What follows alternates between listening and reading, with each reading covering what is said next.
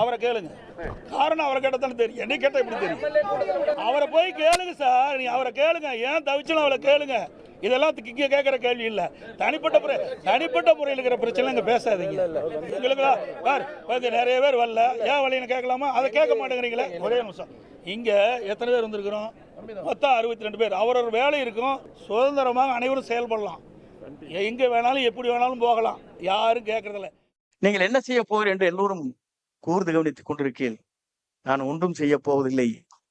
ஏன் என்று சொன்னால், எந்த பாதை சரியாக இருக்கிறதோ அந்த பாதையை நான் சென்று கொண்டிருக்கிறேன். என் லட்சியம் உயரமானது, என் பாதை தெளிவானது, வெற்றி முடிவானது என்பதை நான் இந்த நேரத்தை தெரிவித்துக் கொள்கிறேன். ஏன் சொன்னால், இங்கே சொல்லுகிற போது சொன்னார்கள் சில பேர் சொல்லுகிற போது, எங்களை பொறுத்தவனை ஒன்றை சொல்ல விரும்புகிறேன். மகாகவி பாரதி அவர்கள் கூறுகிற போது சொன்னதை போல, சில வேடிக்கை மனிதர்களை போல நான் வீழ்ந்து விட மாட்டேன் என்பதை மட்டும் நான் இந்த நேரத்தில் நினைவூட்ட விரும்புகிறேன். 2 பூசல்கள் இருக்கும், கசப்புகள் இருக்கும், மன வேறுபாடுகள் இருக்கும். ஆனால் இந்த வேறுபாடுகளாலும் மன வருத்தங்களாலும் போனவர்கள் எப்படிப்பட்ட நிலைக்கு போனார்கள்? காணாமல் போய்விட்டார். ஆக பிரச்சனை சொந்த அண்ணன் தம்பிகளுக்குள் பிரச்சனை என்று சொன்னால் பேசி தீர்க்க வேண்டும். உங்களுக்கு என்ன பிரச்சனையோ பொதுச் செயலாளரை சந்திக்க வேண்டும். அதை விடுத்து பொது வெளியில் இப்படி நடந்து கொள்வது அநாகரிகமான செயல்.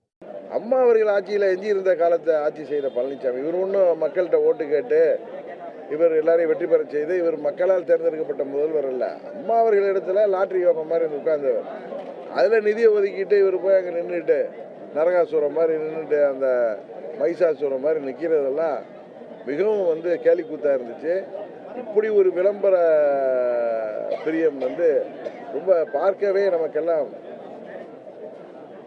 ரொம்ப நகைச்சுவையாக இருந்துச்சு. அதனால மூத்த நிர்வாகியான செங்கோட்டையன் அதில் குரல் கொடுத்துருக்காரு.